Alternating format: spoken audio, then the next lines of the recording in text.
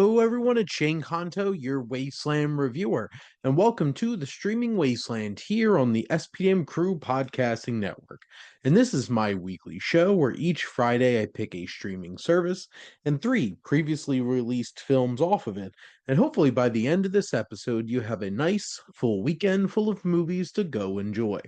And I am going to be talking about Peacock this week. Yes, the Universal NBC streaming service, and have some nice variety here for all of you. Let's dive in. Let's begin with a film that was a humongous cultural phenomenon when I was 15 years old, and that was Zack Snyder's 300.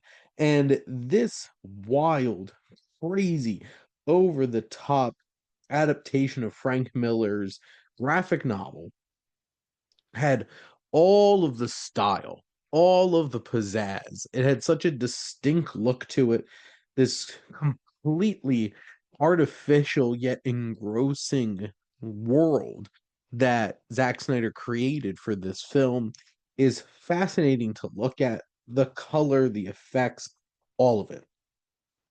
It is a wild, violent, bloody, just giant masculine fueled fury of violence that takes the sword and sandal and the war films and turns them on their head and does all kinds of crazy slow motion action, plenty of CGI abs, and some really intense dudes. And you have the likes of David Wenham and Michael Fassbender, and throwing Dominic West and Lena Headey.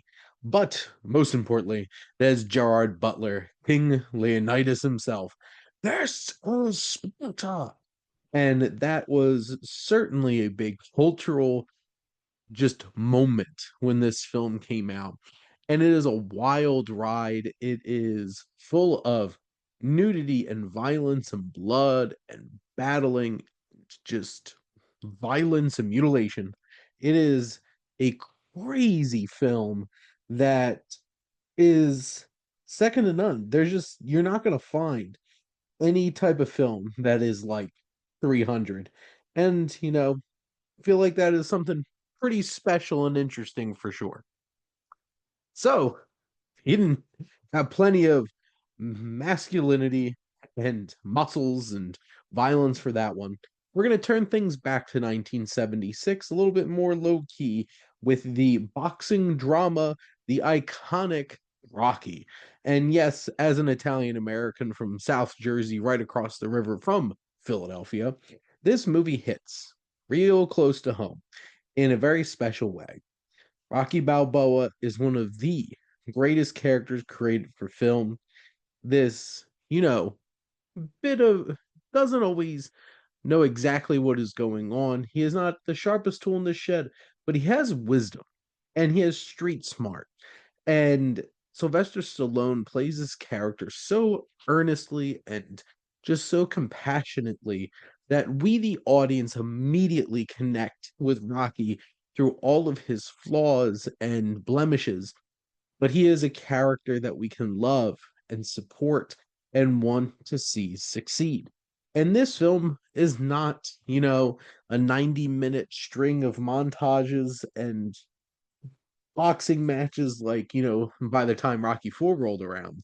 This is a legitimate drama that has great drama. The down on his luck guy trying to make ends meet. He is a little smitten for the mousy little quiet girl at the store, Adrian, played by Talia Shire. This has great performances from Burgess Meredith as Mickey, the most iconic trainer in the history of boxing movies. Burt Young as Paulie, and of course, Carl Weathers is Apollo Creed. And he is just absolutely electric when he pops up on screen in his supporting role. The final boxing match has all the drama that just makes it such an engaging and impressive experience. This was written by Stallone himself, directed by John G. Alvidson, and this film won a bunch of Oscars for a reason. It is iconic, it is legendary, it is emotional, it is fun, it's endearing, it has all of these elements, all these flawed and all characters who find solidarity and love with each other and just, you know, this film has incredible music, incredible montages, just sharp filmmaking, and from top to bottom, this is an iconic film for a reason, for sure.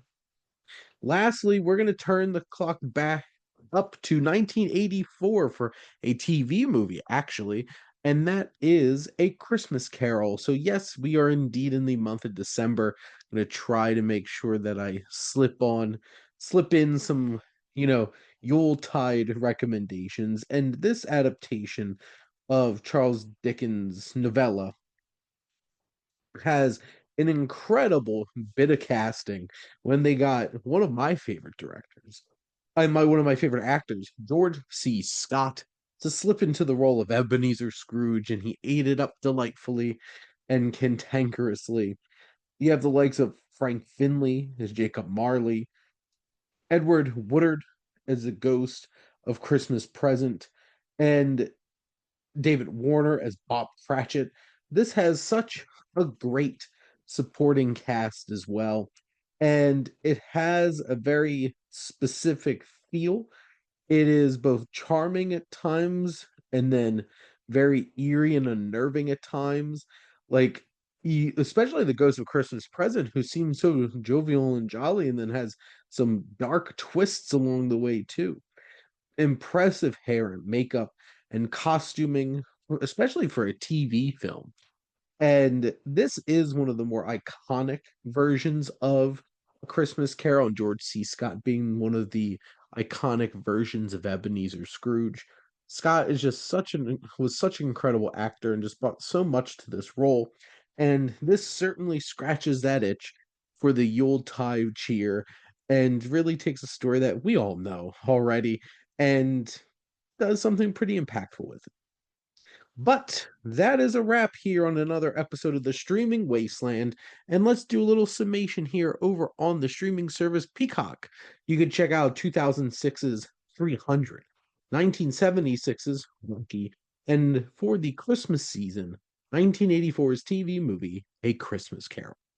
But thank all of you for listening, and make sure to like, comment, and share on this episode.